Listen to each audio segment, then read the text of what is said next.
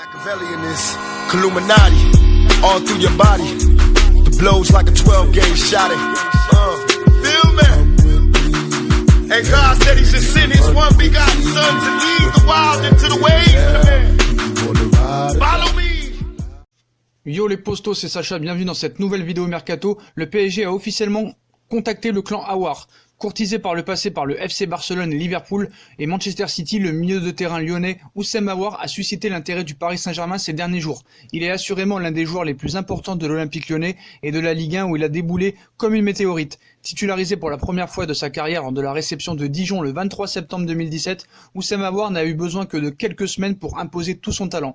D'abord au poste d'ailier gauche, puis surtout à celui de milieu relayeur, que ce soit en 4-2-3-1 ou en 4-3-3. Depuis, ses performances ont trouvé un écho au-delà de nos frontières. Suivi par quelques grosses écuries européennes lorsqu'il évolue avec les catégories de jeunes de Lyon, Aouar s'est fait un nom auprès des recruteurs depuis déjà quelques années. En 2016, Liverpool avait ainsi tenté de l'arracher à son club formateur avant la signature de son premier contrat professionnel. Mais après avoir notamment longuement échangé avec son entourage familial, le président lyonnais Jean-Michel Aulas était parvenu à le convaincre d'entamer sa carrière dans le Rhône. Le PSG est très intéressé. Le nom de Aouar, 21 ans, avait déjà été évoqué par le passé du côté de la capitale, sans que le club ne formule aucune proposition. Cette fois, cela pourrait ne pas être la même histoire. Le Lyonnais est sous contrat jusqu'en juin 2023, plaît énormément au président Nasser Al-Khelaifi. Selon des sources proches du club de la capitale, des premiers contacts avec l'entourage du joueur ont déjà été pris en vue du mercato d'été. Évidemment, du côté de Lyon, on en salive déjà. Si un club de l'envergure du PSG se mettait officiellement sur les rangs, les enchères pourraient grimper. Il y a quelques années, l'OL a repoussé une offre de Tottenham et de City de 40 millions d'euros. Depuis, avec ses bonnes performances avec Lyon sur la scène européenne, le tarif devrait être bien plus élevé. Et Jean-Michel Aulas ne devrait pas voir d'un mauvais œil le fait que les dirigeants parisiens tentent de faire affaire avec lui. Invité en novembre 2018 par Téléfoot à s'exprimer sur les approches du FC Barcelone pour Oussem Aouar à l'époque, Jean-Michel avait déclaré « On fera tout ce qu'il faut pour pouvoir le garder et l'intégrer à l'équipe que nous voulons construire pour le futur ». Le PSG, je n'ai pas eu d'infos sur ce point-là, mais il vaudrait mieux, s'il devait partir, qu'il aille à Paris plutôt qu'à l'étranger. Et Paris aura forcément des arguments à faire valoir pour convaincre le natif de Lyon. Le recrutement d'Aouar s'inscrirait dans une nouvelle stratégie pour le PSG qui, s'il ne remporte pas cette année la Ligue des Champions, compte bien changer de stratégie et orienter son recrutement vers les jeunes joueurs avec de l'expérience mais qui possèdent un énorme potentiel, ce qui est évidemment le cas de Oussem Aouar depuis qu'il est à Lyon. L'Atlético Madrid encore recalé pour Edinson Cavani alors qu'il ne sera pas de la partie face à l'AS Monaco mercredi soir, le PSG évoquant une gêne au niveau de l'aine pour son attaquant uruguayen, voilà que les médias espagnols affirment que le joueur n'est pas blessé et que son absence du groupe n'est pas due à des pépins physiques. La radio explique au passage que le Paris Saint-Germain a encore dit non à l'Atlético Madrid pour le Matador. Le directeur général colchonero Miguel Ángel Gilmarín était présent à Paris aujourd'hui pour discuter avec ses homologues parisiens, mais le PSG ne souhaite pas se séparer de son attaquant qui devrait donc terminer la saison du côté de la capitale française. On rajoute également que le joueur n'ira pas au clash avec son club pour qu'il le laisse partir en janvier. Il faudra vraisemblablement bien attendre le début de la saison prochaine pour voir Cavani sur la tunique rouge et blanche. Ce qui est le plus marrant, c'est que l'Atlético Madrid aurait proposé 5 millions d'euros pour Edinson Cavani, à mourir de rire. Est-ce une blague? Non. Voilà bien la position de l'Atlético Madrid envers le Paris Saint-Germain pour arriver à transférer Edinson Cavani du PSG à l'Atlético Madrid. Oui, 5 millions d'euros. Le PSG en a demandé 30 directement pour cesser les discussions. Voilà, c'est un message clair, net et précis.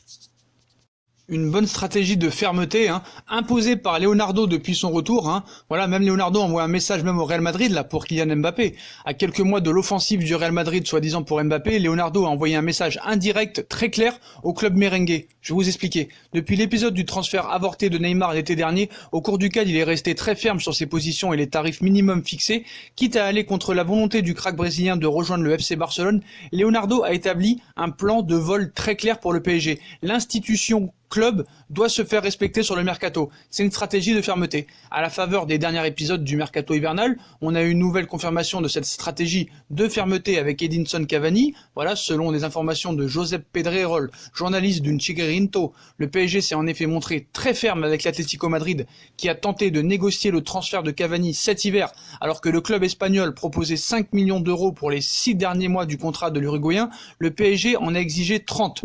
Dans le contexte actuel du mercato, le tarif fixé par Paris apparaît logique. Leonardo n'a pas transigé une fois de plus. À quelques mois de l'offensive du Real Madrid pour Kylian Mbappé, le message du dirigeant brésilien est très clair. Maintenant, ça ne rigole plus. Tu veux le joueur, tu balances l'oseille qu'on te demande. Point net précis. Pareil pour Christian Eriksen. Leonardo a bien tenté le gros coup Eriksen. Approché par le PSG, Christian Eriksen aurait bien décidé de recaler Leonardo pour répondre favorablement à l'offre de l'Inter de Milan. Alors que José Mourinho souhaiterait absolument conserver Christian Eriksen à l'issue de la saison, cela ne semble peine perdue pour le Special One ainsi que pour Leonardo. Sous contrat jusqu'en juin prochain, le milieu de terrain n'aurait pas l'intention de prolonger avec Tottenham et se retrouverait sur les tablettes de nombreux clubs à l'image du PSG. On annonçait que Leonardo se serait manifesté auprès de l'entourage de Christian Eriksen dès le mois d'octobre, et l'Italo-Brésilien aurait même formulé une proposition à l'international danois, comme on vous l'avait expliqué, un contrat de 5 ans avec 12 millions d'euros nets par an. L'offre de Leonardo n'a pas convaincu Eriksen. Comme le relève la Gazzetta dello Sport, ce mardi, le PSG serait le seul club avec l'Inter de Milan à avoir formulé une offre écrite à Christian Eriksen.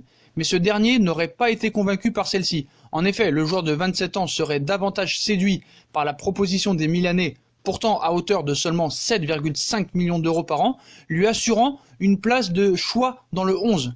D'Antonio Conte, une place de titulaire, ce qui est loin d'être garanti au Paris Saint-Germain. L'Inter n'a donc plus qu'à trouver un accord avec Tottenham afin de boucler l'opération en janvier. Voilà, Eriksen voulait absolument une place de titulaire. Mais non, ça se passe pas comme ça au PSG. Il faut que tu montres que tu es bon pour jouer. Voilà, monsieur a eu des petites caprices. Leonardo les a vite calmés et lui a dit tu peux aller à l'Inter de Milan. Voilà. Donc Christian Eriksen prouve aussi que c'est un joueur peut-être qui n'est pas intéressé que par l'argent, parce que voilà, il touchera 5 millions ou 4,5 millions de moins à l'Inter de Milan qu'à Paris si jamais il signe à l'Inter de Milan.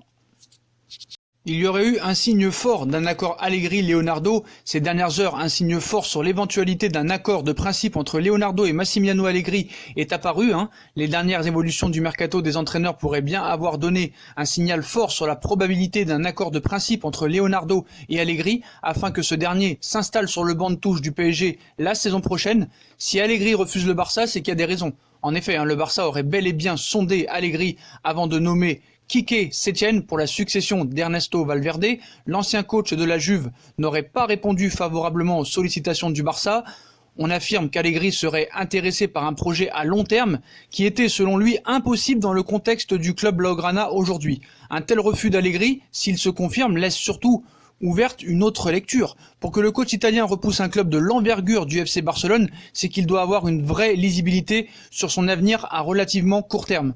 Dans ces conditions, il est logique d'envisager l'existence d'un accord de principe entre Leonardo et Allegri, objectif numéro 1 de Leonardo pour l'an prochain, quand bien même il est bien sûr impossible de l'affirmer avec certitude. Mais voilà, ça prouve bien que quand même, on sait très bien que depuis 6 mois, Leonardo est en contact avec Massimiliano Allegri. Allegri a refusé Arsenal, il refuse le Barça. Ça montre quand même des signes assez crédibles de sa prochaine venue au Paris Saint-Germain. Donc ce sera une affaire à suivre dans les prochains mois, bien sûr.